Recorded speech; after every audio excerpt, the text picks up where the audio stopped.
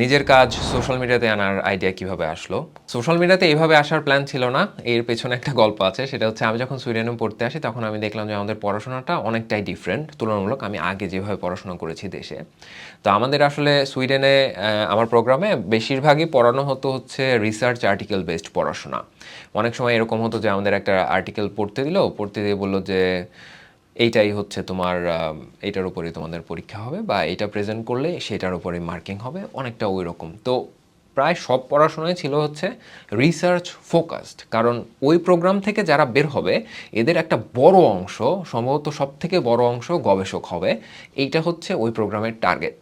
মানে শুধুমাত্র ওই প্রোগ্রাম না, আমি এরপরেও যখন অন্য জায়গাতে পড়াশোনা মানে নেদারল্যান্ডে যখন আসছি বা ইউকেতে যখন গেছি, আমি দেখছি যে তাদের পড়াশোনাটা হচ্ছে এমনভাবে বানানো যে চাইলে তুমি গবেষক হতে পারবা, চাইলে তুমি ইন্ডাস্ট্রিয়াল যে কাজকর্ম আছে সেটাও করতে পারবা, কিন্তু আমাদের দেশে যেরকম গবেষণার পার্টটা একেবারেই বন্ধ, মানে কখনো এরকমভাবে চিন্তা করা হয় না যে এই ছাত্ররা তো বড় হয়ে গবেষকও হতে পারে, তাহলে তার ওই জন্য যে তাকে যা যা পড়ানো দরকার সেগুলোও তো পড়ানো উচিত, সেটা কিন্তু করা হচ্ছে না। কিন্তু এই যে বিদেশের বিশ্ববিদ্যালয়গুলোতে এইটাই আসলে বড় ফোকাস।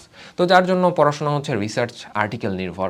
তা আমি যখন রিসার্চ আর্টিকেল পড়া শুরু করলাম, আমার আসলে তখন মনে আছে যে আমার প্রথম দিকে কষ্ট হতো, কারণ আমার তো পড়ার অভ্যাস ছিল না।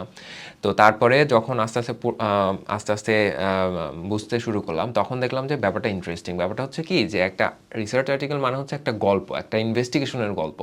যেরকম হচ্ছে আপনি যদি একটা ডিটেকটিভ স্টোরি পড়েন, কিভাবে আসলে এর এর একটা পটভূমি থাকে যে কেন তারা এই কাজটা করলেন, বিভিন্ন ক্লু থাকে, এরপরে তারা তারা বলেন যে তারা কিভাবে এই কাজটা করছেন, কি কি টেকনিক তারা ব্যবহার করলেন, কি কি ফলাফল পেলেন, এরপরে এই ফলাফলগুলো আসলে ভবিষ্যতে কি কাজে লাগবে, ফলাফল যেরকমই হোক।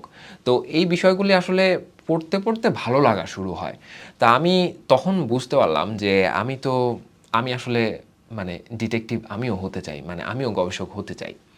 তো সেই থেকে আমার রিয়েলাইজেশন হলো যে আচ্ছা, এই যে আমি এগুলো পড়ে বুঝলাম, বুঝার পরে হচ্ছে আমার মনে হলো যে আমিও ডিটেকটিভ হতে চাই বা আমিও গবেষক হতে চাই। আপনি যদি কখনো নাই জানেন যে পৃথিবীতে আম বলে একটা ফল আছে, আপনি যদি কখনো এটা টেস্ট না করেন, তাহলে আপনি কিভাবে বলবেন যে আপনি কি আম পছন্দ করেন কি করেন না? আপনি তো কখনো টেস্টই করেন নাই। সো আমি যেটা চিন্তা করলাম যে আসলে এই রিসার্চের আর্টিকেলগুলো আমি মজার করে বাংলা ভাষায় আমার ফেসবুক প্রোফাইল যেটা ছিল তখন ব্যক্তিগত, ওইখানে লিখবো। লিখলে পরে মানুষ পড়বে, মানুষ পড়ে মজা পাবে, মজা পেলে তারা হচ্ছে তাদের মতো করে আবার রিসার্চ আর্টিকেল খুঁজে বের করে পড়া শুরু করবে। এইভাবে আসলে আস্তে আস্তে তাদের মধ্যে এই রিসার্চের আগ্রহটা জন্মাতে শুরু করবে। তা আমার ছোট ভাই আবার বলল যে এইভাবে আসলে মানুষ তোমার লেখা পড়বে না, তুমি যদি সম্ভব হয় ভিডিও বানাতে পারো তাইলে মানুষের দেখার সম্ভাবনা আছে হয়তো। তো তখন ওই থেকেই আসলে ভিডিও বানানো শুরুর আইডিয়া মাথায় আসে।